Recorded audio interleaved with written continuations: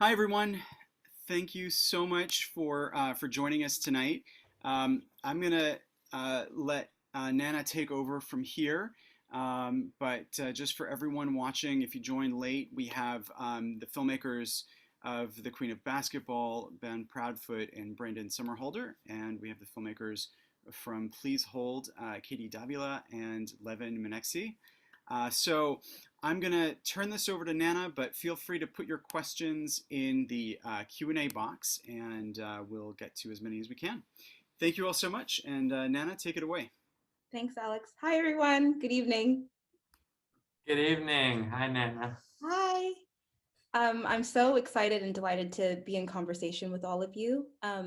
But to start, I'd like to dive in on a subject that is sobering but important, and it's the news of the recent passing of Lucy Harris, who is, of course, the subject of Ben and Brandon's film, The Queen of Basketball. And I have to say, when I learned of Lucy's death, the word legacy and greatest of all time took on a different meaning.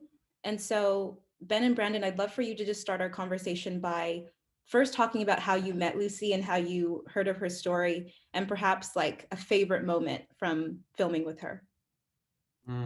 Yeah, thank you for having us, and thanks for saying that. Yeah, Lucy passed away yesterday morning in Mississippi. I have so many favorite memories of our time together. I think probably, Lucy, I really am thinking about Lucy's laugh. There's a lot of Lucy's laughing in the film, and she has a very infectious giggle, and that made interviewing her for 10 hours an actual joy, because it was so she was a great storyteller, and she was just young. She was only 66 years old, and nobody expected this at all. So it's a really tragic event for the United States, for her family, for the basketball community, and certainly for us as a team. Yeah, I mean, we had a lot of really nice moments with Lucy in Mississippi and Greenwood, and then in Cleveland at Delta State with her as well. And but I remember very fondly, we got to go to New York with her for the screening at Tribeca in this last summer, and three of her kids came out for the screening as well. And it was a shorts program, and during the pandemic, it's like I expect very little in terms of like turnout or but it's just fun to have people there and everything. And it was outside on the pier in New York, and there was a huge crowd, and everybody kept gathering around. And mid-program, Lucy's film played, and her kids are just like sitting right next to her and so proud. And the film got a standing ovation mid-program, and you could just see on her face. I remember Ben and I were sitting right behind her and her kids, and it was just like, that's what you do it for. It's like that's a really cool moment. And so I take solace in that that moment got to happen. And obviously we still really want to share her story because it's a great story. But yeah, it's like, you hold on to those good moments too. And how did you folks meet Lucy, hear of Lucy? Did she just like appear? No, she did not just appear. Well, it seems like that. It seems like she did. But no, Haley Watson, who's a friend and a colleague and a cinematographer, suggested Lucy's story. And as soon as she had a very scant Wikipedia page, and I just started reading the list of superlatives, one after the other, after the other, after the other, and then this sort of cliff where her career sort of ended because there was no further, league for her to play in. I don't know, you kind of sometimes get a tug as a filmmaker that you're like, there's a story here, there has to be more here. And I just started dialing phone numbers out of the white pages and finally got a hold of Lucia and told her who I was. I was a short documentary filmmaker, and I wanted to come out there and talk to her and spend time with her and make a film about her. And she very casually said, yeah, come on, come on out, sure. And so I called Brandon and we packed up a van and we drove to Mississippi, and there was no one on the road. It was the middle of the pandemic. And yeah, we drove out there, and Gabe, another one of our producers, was at home, trying frantically to book us a place to stay. And she was just she welcomed us into her life, into her home. And most importantly, she patiently sat and talked through her entire life story, from her first memory all the way through her whole career, through her most vulnerable and difficult moments. And at the end of it, I think Brandon and I both knew that we would be, on the long haul with this film, taking it all the way to make sure that as many people as possible knew her story. Thank you for sharing that, and may she rest in power. Levin and Katie, I would love to bring you into the conversation on this theme of legacy, because your film speaks to the legacy of the prison industrial complex and the ways that it disproportionately disenfranchises Black and brown bodies. We see that with Mateo's character. So with that being said, however did you come up with the concept of your film? Yeah, I mean, it came from a lot of places, but I mean, do you want to take this one? Sure, yeah. So I'm an immigrant from Turkey, and going through the immigration process, we already had fought with the bureaucracy monster once. I also in Turkey there's mandatory military service, which I almost had to go due to a clerical error. So that was another bureaucratic monster. So I think sort of we were always in that world and coming up with ideas about the worst case scenario of what that could look like. And when we started looking into the private prisons and how there are people in what was it, Seal Beach Detention Center. Yeah, I feel like I hang out on the depressing parts of the internet that talk about injustice all the time. And I had been reading all these stories. Just it kind of was like a confluence of things, but I remember in kind of rapid succession reading multiple stories about people who had been arrested by mistake, and then they got exonerated a little while later, but by that point their lives were essentially ruined. It was you got out, cool, you're exonerated, cool, but it was enough time to lose your job and lose your car and lose your home. And it's really, is that justice? Even if you were, it's oh, I'm sorry, it's that's not good enough, and I'm sorry isn't good enough. And so I think that out of that, we were having a conversation. We're married to each other, by the way. That's why we're in the same Zoom Zoom. window. I didn't just drive over here and be hey, can I get yeah, but we were driving the car one day and we were just talking I think I was talking about these stories, and we were talking about automation too, and how the future of the prison system is increasingly relying on these automated systems to keep track of people and eliminate human jobs, and so taking what's left of humanity in the penal system and removing that, what is that going to do? And so we kind of followed it from there, and we just started talking about it, and we were we should make this into a movie. Yeah, it sounds like a movie. Yeah, I remember we said, what would it be like if you were on hold with Spirit Airlines customer service, but your life was on the line? Yeah. And we were okay, that's a movie. There's something there. Just yeah. And even as co-writers of the piece, I'm curious, when Mateo repeatedly says, I want to speak to a human being, when you all were writing this piece, I guess, is your film interrogating this idea that even if he did speak to a human being, it wouldn't have been better off? Are you kind of having that conversation? Would it have been better if he spoke to somebody? Yeah, I mean, it's one of those things where yes and no. In the prison system as it exists now, even though you can speak to human beings, it doesn't always help. Even that's kind of part of the reason we kept it a little ambiguous of what really happened. Even though he does get to a human being, he never really gets an answer about why did this happen? He never gets an apology. Like, so even with humans in the system, I mean, thinking about what it looks like when automated systems are running everything, there are certain cruelties that would be gone because there are no humans involved. The idea of like, if you're being arrested by an LAPD police drone, that's a different experience than being arrested by a human police officer. And so, that's something that we kind of talked about too. That's something that, I'm Mexican American. I grew up in Los Angeles, and it's like, I grew up as like the pale one in my family, and a lot of the men in my family are, they're very like, tough guys who aren't afraid of anything. But seeing that this kind of like fear of the police in communities of color is something that I grew up around, and I don't know, it's definitely factored into a lot of the things that I've worked on, including I wrote a feature called Emergency that's premiering at Sundance tomorrow, and that's also like a big feature in that story as well.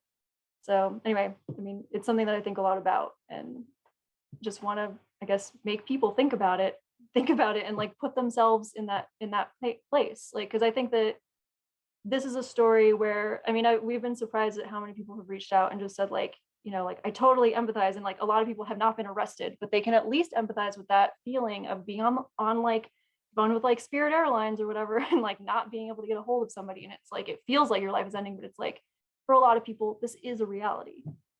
Yeah, and to me, researching for this movie, the thing that surprised me the most, which I think in retrospect seems a little obvious maybe, but like, did you know that robots can be racist? Like that's a real thing. Yeah, it's definitely because like people, white people. I mean, there's like a facial recognition sort of like usually they're not tested on people of color. Yeah, so then they're your horrible drones, at distinguishing between people of color, like Yeah. horrible, horrific. So like not only are people racist, robots are racist too. Yeah. So yay. Yeah. So the future is That's like fun. On that note of research, Ben and Brandon, for you, when it came to Lucy's story, had you researched her before you went to talk to her? Were there certain things that were illuminated only by talking to her? Yeah, so we try to do as much research as we possibly can without asking her, so that when we sit down for the interview, it's a fresh conversation and she's not sure what we know or not, and she's kind of telling us everything for the first time. And there was some good information, but a lot of it we didn't know. And certainly we didn't know how she felt about things. One of the big pieces of the puzzle that was just left to speculation was why she said no to the NBA. People, she was drafted, she said no. People thought it was because she was pregnant, or there's all these different things on the internet, and not even on the internet, like in the newspaper at the time in 1978, 77. So there was a lot of questions like that we wanted to know, but I went in with 5 or 6 page point by point of everything that we did know, every sort of game and championship that she played. But a lot of the visual research happened after the interview, which when we went to make the film was basically nothing. And then in the process of poking around the university archives, we, lucked into a basically 98% complete trove of her entire career on 35, 16, millimeter film, which we scanned and is in the film. For Brandon and Levin, you two occupied 2 roles on the film. Brandon for you, DP and producer, and Levin for you as writer and producer. Mm-hmm. Did you find that each of the roles helped you to inform the other role in any particular way? I'll go first. Okay. I think sort of like there's it's interesting. This is the first movie I sort of seriously produced with 2 other people, by the way, who are also USC alums, Diego and Mark. We're amazing people, and our movie would have been like basically a lot worse without them. Yes, they were amazing. It was interesting to me how logistics plays such a big part in like movie making, which obviously that seems obvious, but it was like going to war at some point. You know, like we had like supply line issues almost. So to me, sort of like just writing something and then seeing that sort of sculpted into reality was a very interesting experience. I wouldn't say maybe it helped necessarily, but it sort of informed my filmmaking going forward in terms of like how I see the art form, which is sort of like, you know, really depends on a lot of people who can just go up and ask things to people, which, you know, in this case, that was, I was one of those people. And essentially the idea that writing, which is sort of, you know, you do on the clouds, very abstract, and then this thing, which is very, you know, corporeal and very there. And the connection between them was something very acute during the production of this movie.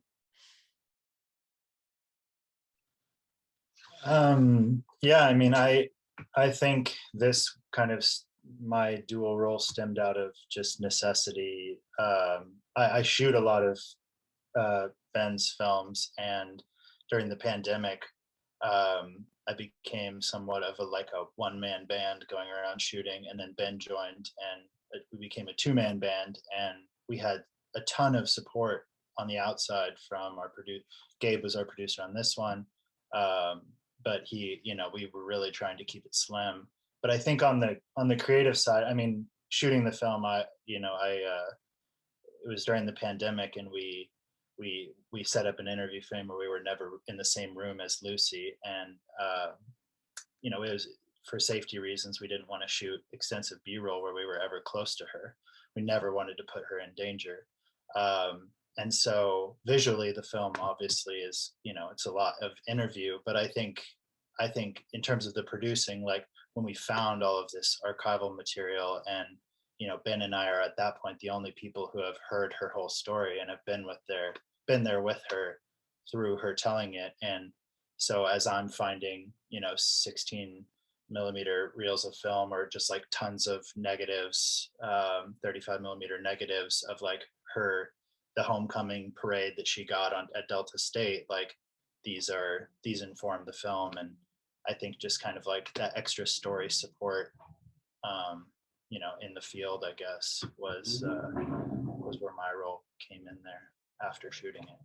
Yeah. I just wanted to say one thing about Brandon's cinematography, because I never get to say this, but yeah. Brandon is like an incredible cinematographer and an incredible photographer too. But like on these films that we've been making, it's like largely the interview, right? There's like a little tiny bit of these like actual sequences. And I remember having this big discussion with Brandon. You know, he was trying to get the perfect interview frame. And I said, you know, yeah, that's just about right. And he's like, Ben, this is my one shot in this movie. I basically get one shot, and it's this interview frame, and you know it's going to be 60% of the time we're going to be cutting here. And I said, okay. So we made that perfect, but I just appreciated that about Brandon. Well, with that being said, Brandon, do you have a process before you even pick up your camera? Like, what are you thinking about storytelling wise?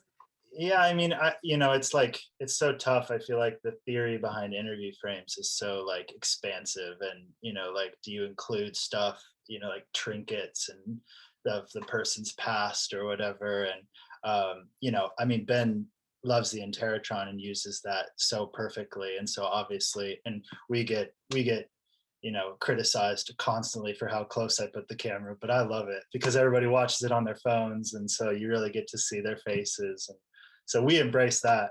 But I think in terms of, you know, it's just like making it feel, there's not a ton of research or anything, but I think just like the feel, like with photography, if you're taking a portrait, you know, you have a feel for a certain space. And if it really feels out of line with the person, then you know it when you step in the room. And we found this like back foyer area that had this greenery and was very bright, and it just felt like Lucy's space. And so we kind of like designed the interview frame around that. So it's kind of different every time, but, you know, there's not a ton of thought that goes into it besides just like feeling it out, I think.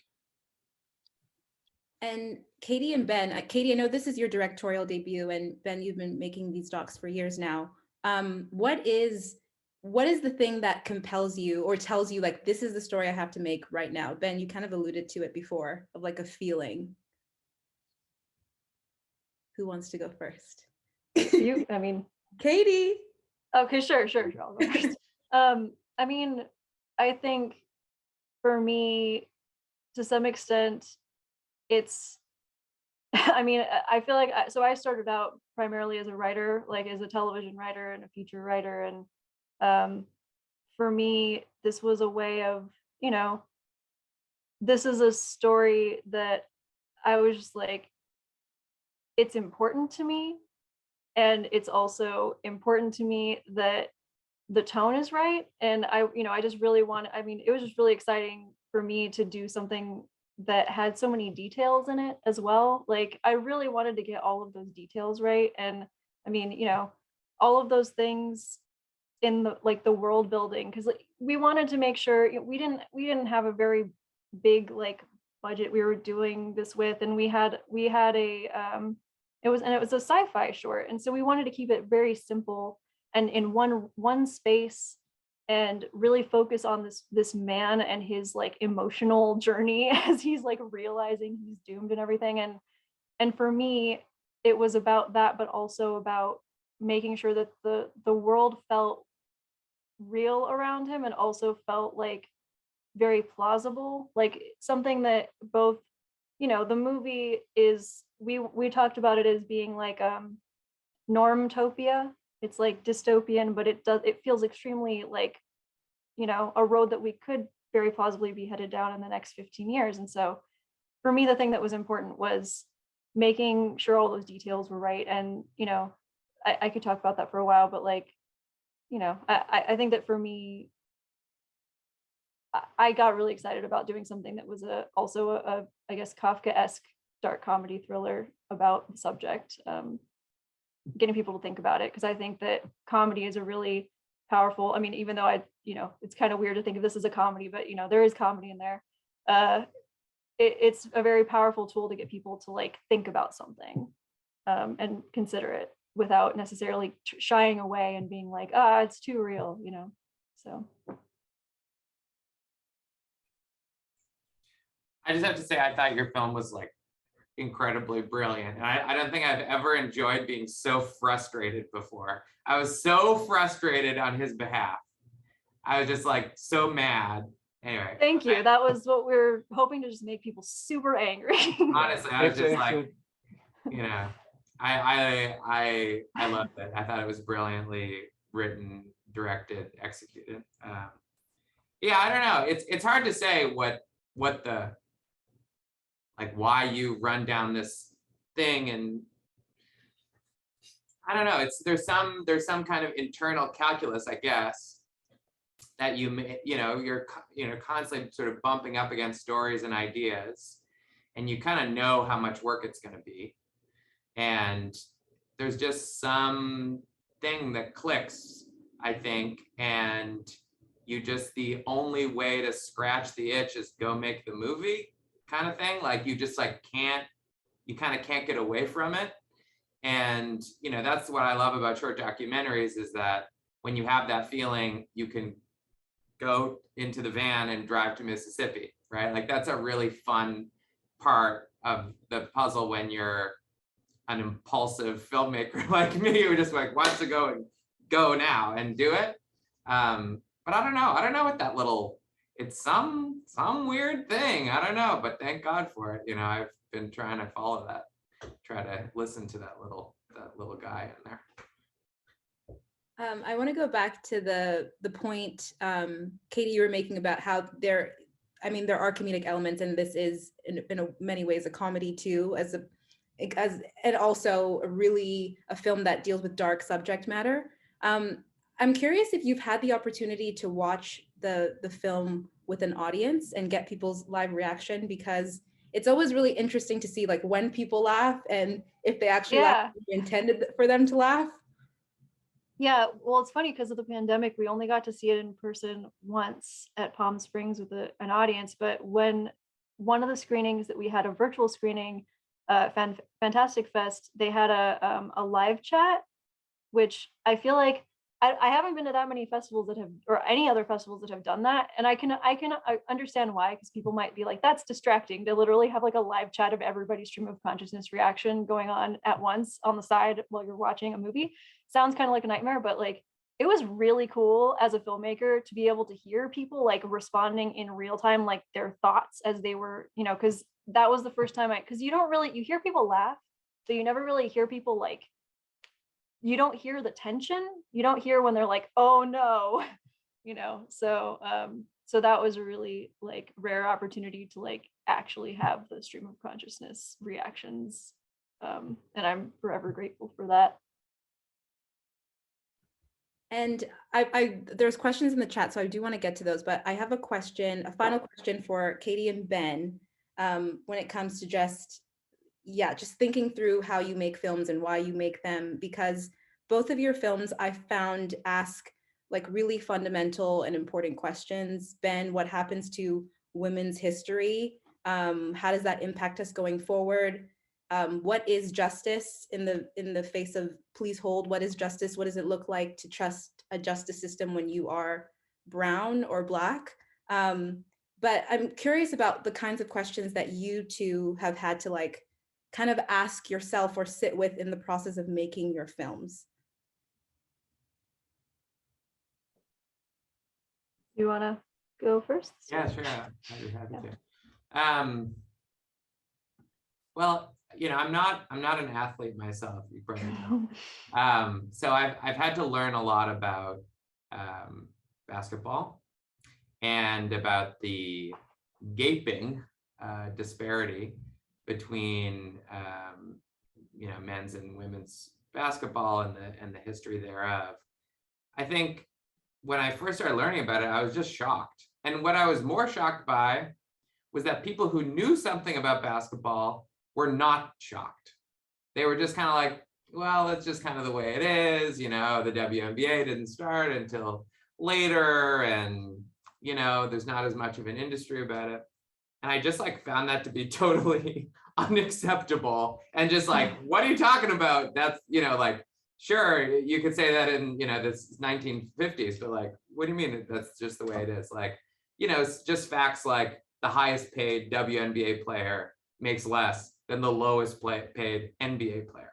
Just facts like that that are our reality that make you mad. And when you learn about Lucy's story, and especially in light of her passing yesterday, I've been thinking about this a lot, is it's like part of it is just like, it's just way overdue. It's just taking way, way, way too long.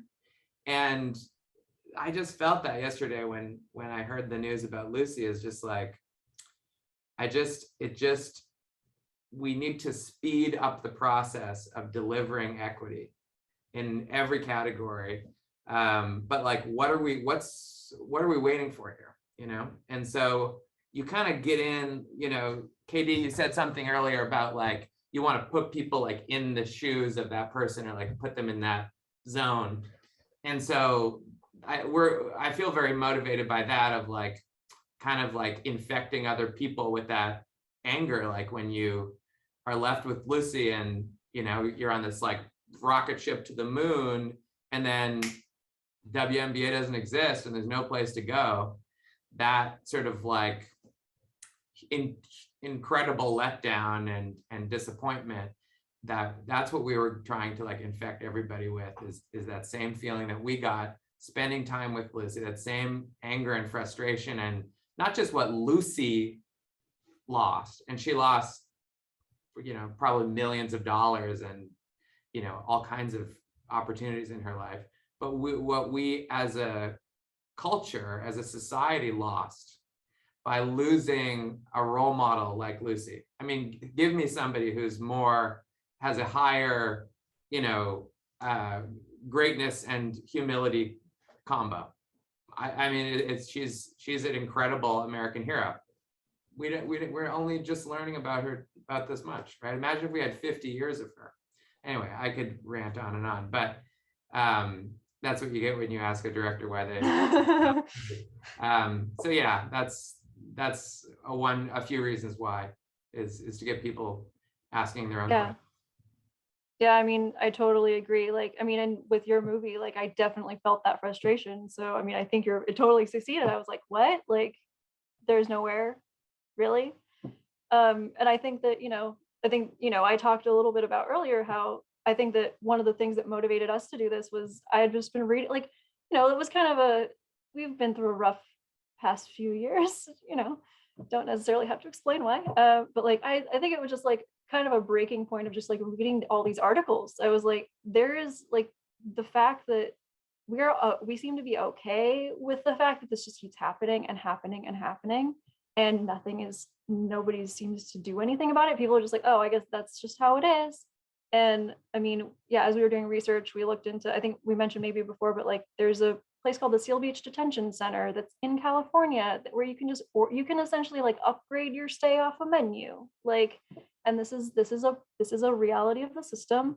And the fact that the LAPD bought a fleet of police drones, and it's just sort of like, okay, well, this is reported on. There's this idea of, there's this thought that this sort of thing is inevitable. Like, it's like you were saying, Ben, like this idea of like, well, it's just that's how it is. This is going to be how it is. It's like, no, not necessarily. If we're aware of it and we can actually start talking about it, then maybe we can do something about it. But if people don't know about it, then they're like, oh, well, that is the way it is. It's just, it is, that's what it is. So I think that's kind of our job as artists, right? Is like kind of the canaries in the coal mine. Like, we're like the guys, like, look at this, look what's happening.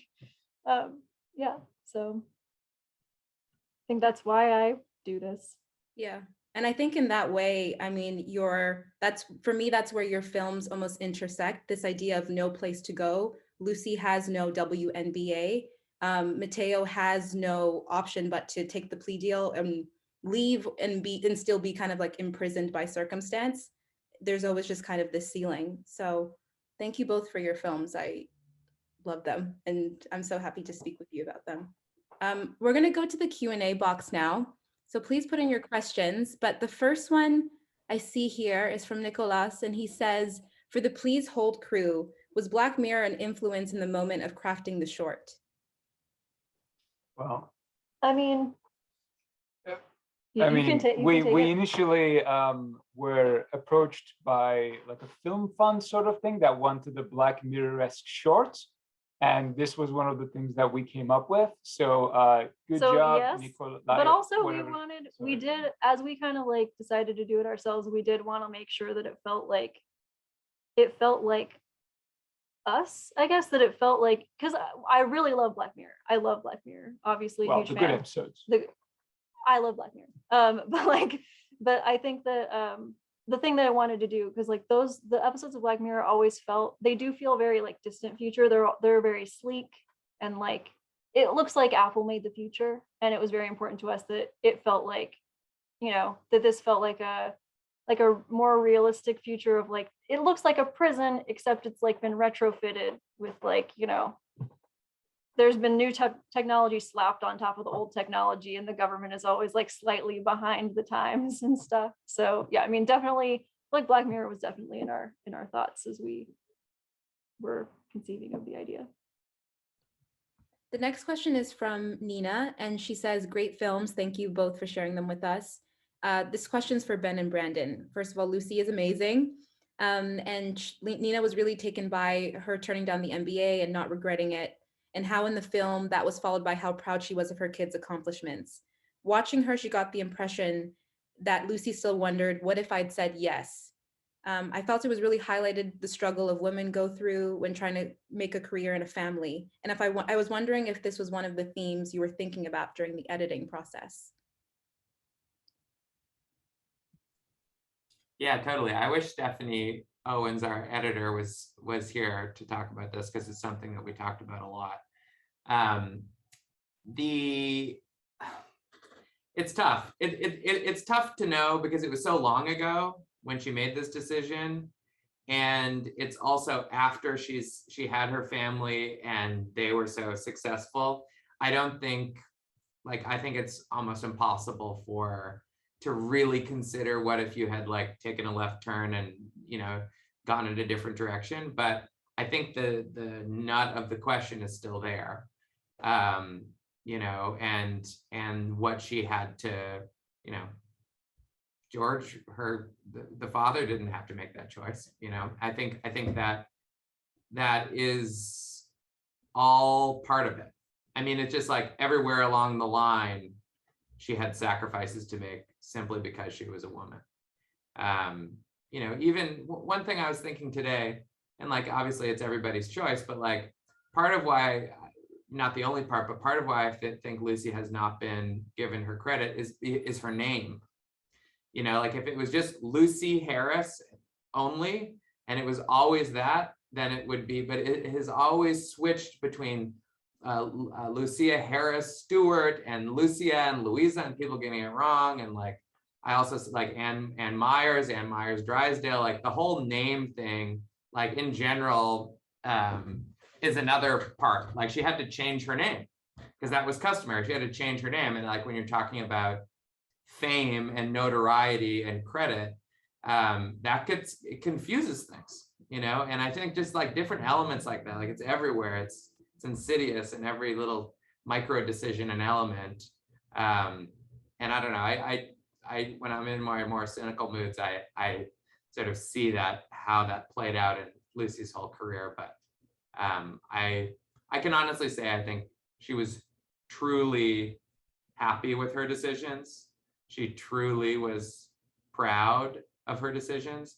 I don't actually think, like you know, you can kind of see me holding on whether she regretted it or not. Like we held, so you could look at her face in full frame and see like, is there a little bit of regret there? And I didn't see any. I don't know about everybody else, but I didn't see any. She seemed to have reconciled it. So we have to look at that as well.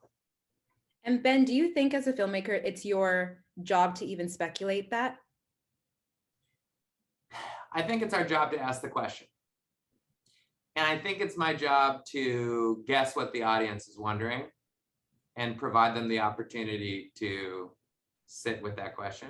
So like, I knew if I'm going to tell this story and the audience, and she says, oh, I didn't regret saying no to the MBA, the audience is going to say, come on. You don't regret saying no to the MBA? So I know that I want to give full moment, you know, for everyone to look closely at her face and interpret everything, and everyone can see exactly what she says, and she has the floor so that everybody knows there's no quick cutting around that, so that we can move on. So I think a lot of the time I'm just kind of like thinking about the audience and what their questions are going to be, but we're not changing the meaning of, we're really Lucy's advocate, helping her tell her already great story in a way that's, you know, succinct and compelling and fits with music and sound effects and stuff like that. Yeah.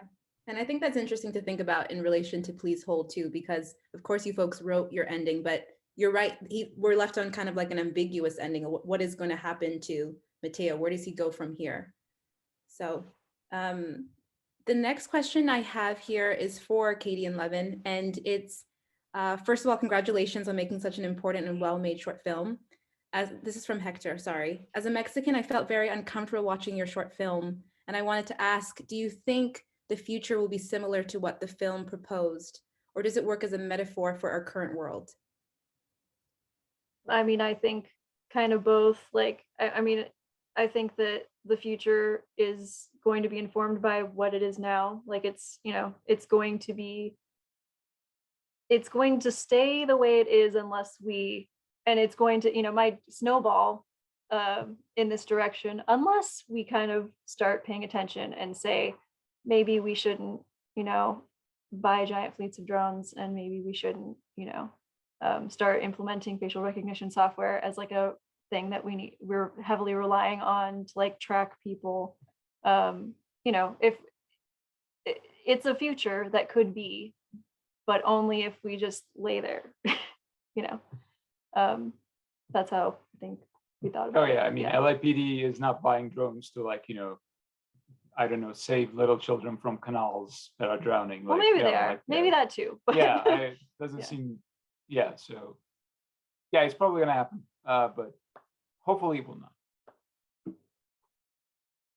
There's another question for Brandon from Karen. I think Karen just wants to hear more about your process, Brandon, about why you chose to make one shot such a close up. I know we spoke a little bit about that, but do you want to speak more to it? Would you go closer? Thank you, Karen.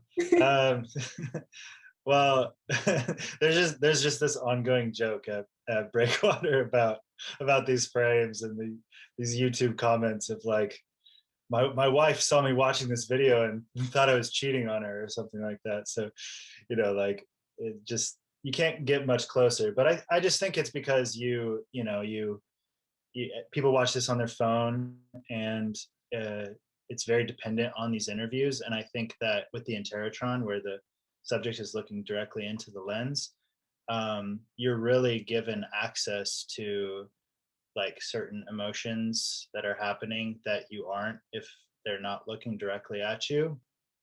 And so, yeah, you're privy to that. And so why not, get close enough to really feel that out? Like Ben was saying, it's when a tough question is asked and the subject answers it to the best of their ability, we can all interpret much more than what's actually being said. And I think that's where the film really kind of like finds its legs, is us feeling these things, or just like Lucy's laugh and Lucy's little facial things that she does that are so charming. It's like, I think that would be a little more detached if we were 5 feet away or something like that, rather than right there with her. Yeah, but it's I think it's finding a balance. You don't want to get too close. Yeah. And a follow-up to that from Skylar, did you already have the shots in mind before Lucy's interview? Because I know you all go to the gymnasium. And of course, there's the final shot when she's outside of her home. Yeah, no, we actually never really conceive these shots before we do the interview. And then after the interview, we always kind of like have a brainstorm session of what is kind of we love like a wide shot that kind of like lets their current life play out. And I think in this case, it was really just like Lucy with her family at her house. And so we were like, let's just capture that like at dusk one night. And, her niece was playing basketball. And yeah, and then the gym, I mean, I think in general, it's just kind of like once we know the interview and once we know her story, it's like what would be images that we could tell in present day that would really kind of like send this home, and then just kind of deciding from there. But there's not a lot beforehand, just because we don't know what her present day looks like really, and we don't know how open she's going to be to filming with us until afterwards. Jane has a question and a comment. I found the films leaving with so much more than the actual story. Was this intentional or a lucky accident? I think I'll add to Jane's question too. Did you, as you were working on it, did you come to like a new understanding of what your film meant? Or maybe even post when people saw it?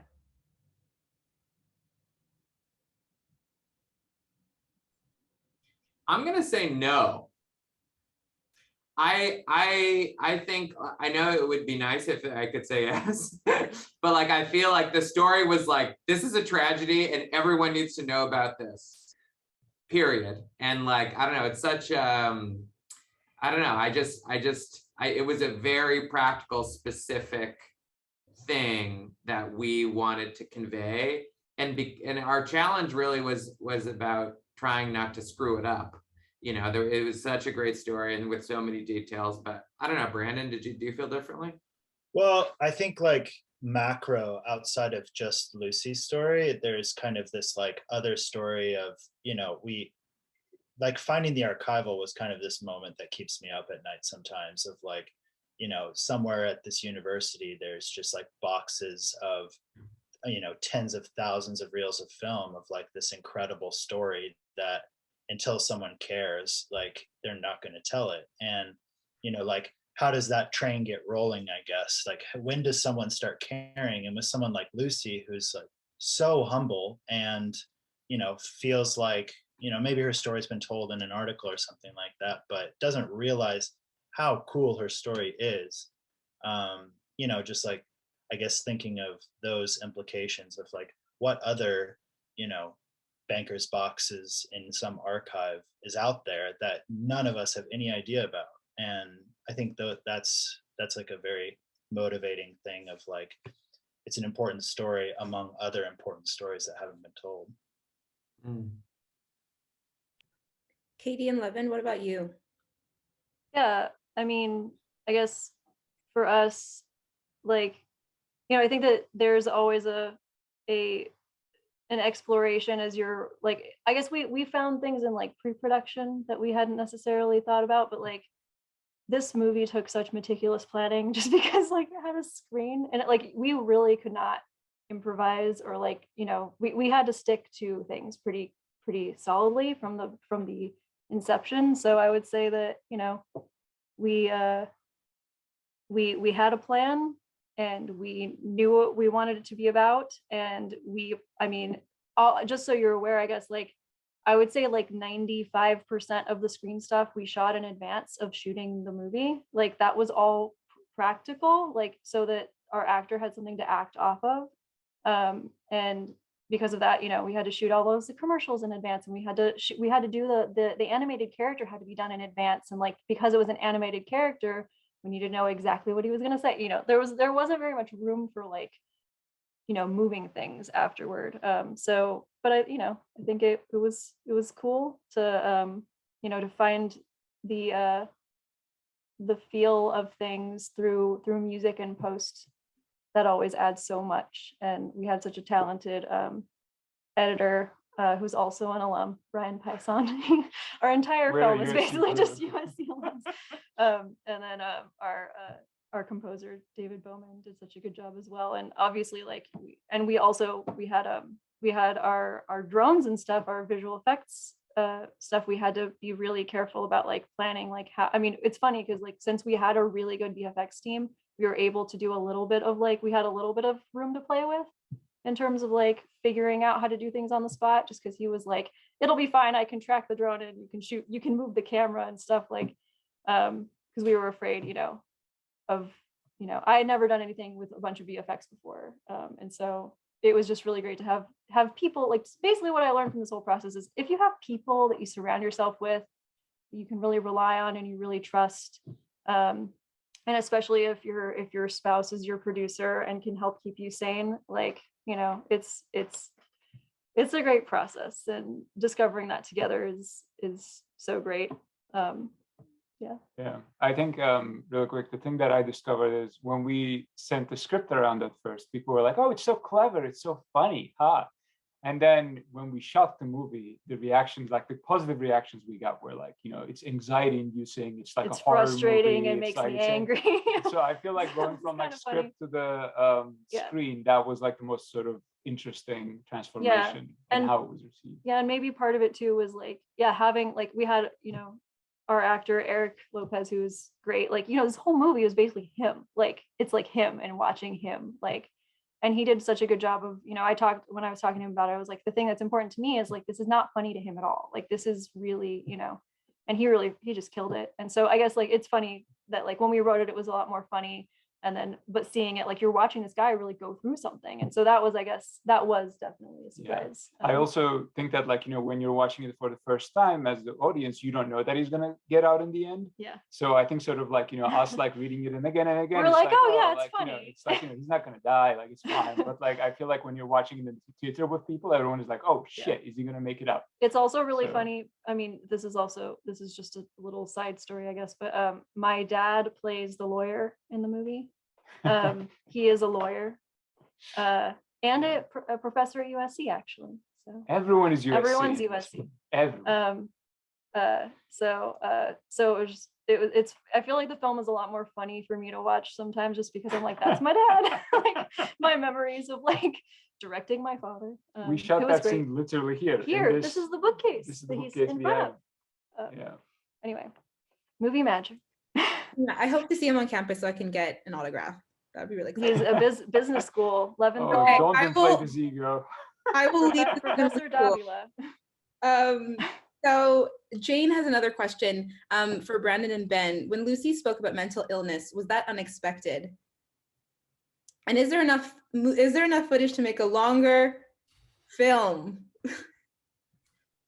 Yes, on both counts. It was unexpected. It was totally unexpected. We were just sort of talking through the story, and when she got to that part of it where, her career ended and her work situation sort of crumbled around her, she just sort of started telling us about how she had, been diagnosed with bipolar, and we talked about it for a long time.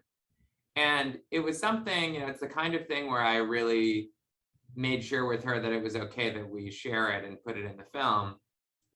And she was adamant. She was like, there's so much stigma around this stuff. I want to erode this stigma around, it's another thing that makes me think, man, if this was happening 40 years ago, I mean, there's many, especially female athletes right now that are, making us talk about mental health and the pressures of being an athlete. Imagine if that had happened with Lucy, right? Imagine if that was on the front page of the newspaper in 82, it was unexpected. And in terms of the amount of material that we have, yes. I mean, I think you could make like a 6-part documentary series about all of the different beats, and like those 3 AIAW championships are all 3 incredible. Like there's way more with their coach. Her coach played in the 1930s, Margaret Wade. The basketball team was canceled because it was too strenuous for women. And there was no women's basketball team for 40 years. And then when Title IX was signed, which is 50th anniversary this year, they recruited Lucy and other female basketball players. And they went back to Margaret Wade, who had been doing, had 40 years before the thing, and they brought her back, and she took the team to, 3 national championships. Lucy left, and they never won again. But there's a lot of story. There's a whole lot of story. The Olympics is its own big thing. So we definitely want to do more. We also think it should be a feature film, like a scripted feature film, which we're working on. And but it's hard not to just be focused on the here and now and making sure that we remember Lucy and celebrate her life and have it get as many people as possible to see the short doc. A question from Matt Evans to the Please Hold crew. Matt was recently talking to a friend about how something could lose meaning once you find out that it was made by a machine. For Katie and Levin, if you found out that your favorite book or screenplay was written by artificial intelligence rather than a person, would it lose meaning to you? Wow. I'd just be really impressed. I would be really, have you seen like screenplays written by AI right now? Like, I would be really impressed. I don't know. I would mostly just be, I don't know. I feel like if an AI gets that good, if like they get that sophisticated and good at manipulating my heartstrings, then I don't know. Then it basically is, I don't know. I mean, I would respect it. I also don't know. I don't know how to answer that question, Mr. Matt Evans, philosopher. It's yeah, I don't know. Good question. Think about it. Everyone should think about that question. I don't know the answer to it. Skylar asks Ben and Brandon, what are some tips you can give to a small production crew venturing out to shoot a short doc to have a successful shoot? Go do it. That's the best, most important advice. But Ben, go ahead. Yeah, I actually know Skylar. Hi, Skylar. It's a good question. I think if I could say one thing to remember is make sure you get good sound. People forget about sound. They leap mountains to get great lenses, and they agonize over the frame and all that kind of stuff.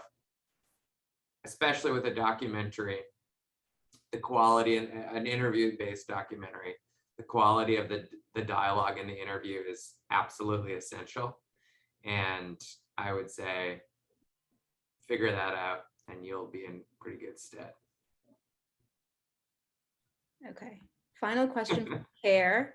I'll send this to everybody, Care, because so the whole crew for Katie and Levin was coincidentally USC alum.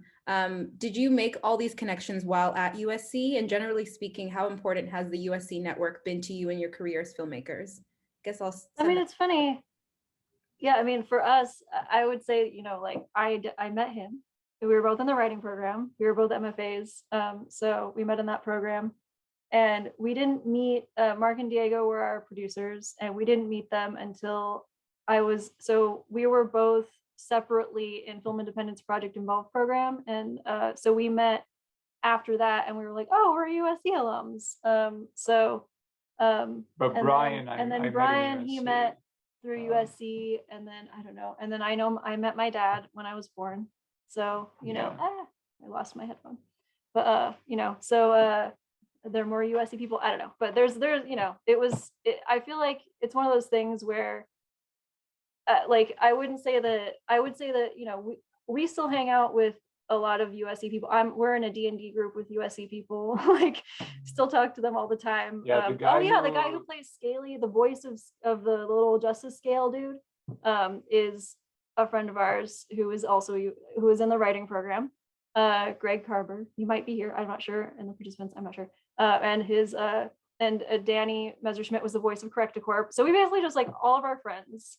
Yeah, this was a very scrappy production, everyone. Like we basically was like dads, friends, like, you know, like a lot of favors called in to make this movie. And yeah, it's kind of insane how many favors we had to call in to make this movie. Because and how many of them we met at USC. So a lot. So important. Brandon and Ben, anything about the USC connection? Its power.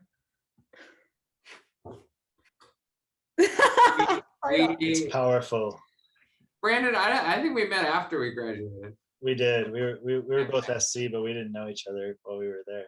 Well, you know, I gotta say, like, so many of the people that worked on this film went to USC. Sean, who did the mix, USC. Steven, who did the color. We were in 290 together. Gabe, producer, he went to USC. He worked at Student Services, and then he started working at Breakwater. There's a great flow of wonderful and talented people that if you can find yourself, you know, a part of it or even near it, I think it's a great way to find those people that Katie was talking about, that you can trust to get the job done and to bring the story to life. But yeah, I definitely look around me and see a lot of USC people who I love. Cool. Okay, that's it for the questions. Thank you all so much for your time. I loved your films. We're rooting for you. That's it. Thank you very much. Thank you so much for having us.